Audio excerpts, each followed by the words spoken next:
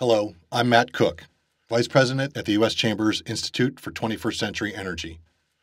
For more than 6 years, Americans have been waiting for the jobs and economic opportunities that will come by building the Keystone XL pipeline from Canada to Nebraska.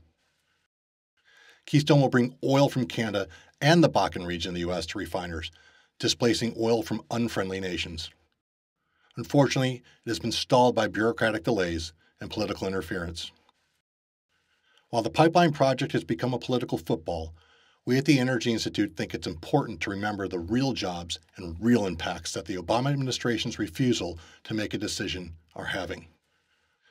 That's why we went on the Keystone XL Pipeline Lost Opportunity Tour, which covered the 875-mile Keystone Pipeline route from Canada through Nebraska. Along the way, we met with businesses, elected officials, landowners, and citizens who support the pipeline and understand what it will mean for their communities. It's these voices that shouldn't be lost in this debate. Our tour started at Ground Zero, the Canada-U.S. border near Morgan, Montana. This is Matt Cook from the U.S. Chamber of Commerce. I'm at the U.S.-Canada border, near the very spot where the Keystone XL pipeline is going to cross, and the very reason why we need a permit from the State Department. The Keystone XL pipeline is particularly important for Montana. It will generate $767 million in economic activity in the state. Near Baker, Montana, an on-ramp will be built to the pipeline to allow homegrown American oil to be transported along with oil from Canada.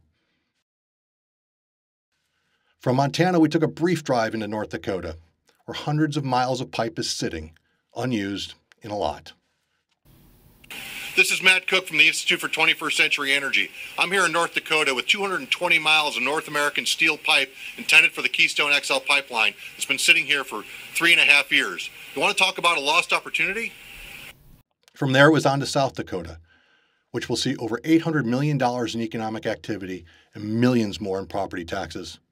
While in South Dakota, we visited the Duwag Ranch, which the Keystone XL pipeline will travel across. Jim Doolittle and Karen Wagner showed us how once the pipeline is buried, they can continue to use their land for ranching. We also met with local business owners and community leaders, like John Meyer, who owns an office supply business in Winter, South Dakota. As a business owner, John Meyer in Winter, South Dakota, I recognized from the very beginning as this being a large business opportunity. Not only that, but a huge opportunity to open doors for economic development. Finally, it was time to move on to Nebraska, where the southern portion of the Keystone Pipeline that was opened in 2014 will meet with the northern portion that is yet to be built. Nebraska leaders know what Keystone will mean for their state. Hi, this is Matt Cook on the Keystone XL Pipeline Lost Opportunities Tour. I'm in Lincoln, Nebraska. I'm sure people in the state capitol behind me would appreciate an additional $245 million in additional economic activity when the pipeline gets built. One of the highlights of our tour was visiting TransCanada's Steel City pumping station in Nebraska, which is already moving oil to the existing pipeline to the south. If the new pipeline is built, another pumping station will be constructed, creating even more jobs and opportunities for Nebraskans. On the Lost Opportunities Tour, I'm in Steel City, Nebraska, where the Keystone XL pipeline is going to merge into the existing pipeline. This is the end. This is where the people are waiting for the jobs and the revenue from the pipeline. We need to build it now. Our tour was successful in highlighting the voices and issues that are sometimes missing from the national debate about Keystone. Local and national media outlets took note. Keystone XL Pipeline Lost Opportunity Tour is traveling the proposed project's route, with supporters discussing the delay of the pipeline's construction. Matt Cook with the U.S. Chamber of Commerce says 6 years is a long time, and people are waiting for the jobs, opportunities, and revenue that the pipeline will bring.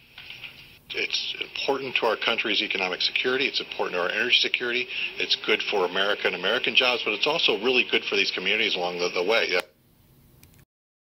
While our Keystone XL Pipeline Lost Opportunity Tour came to an end, it's now important that we all work hard to ensure that Keystone is not a lost opportunity. The American people overwhelmingly support Keystone, along with strong bipartisan majorities in Congress. But we still need the Obama administration to approve Keystone.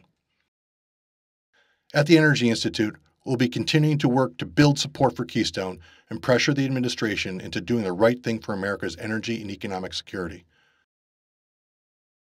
To learn more, visit our website at www.energyxxi.org.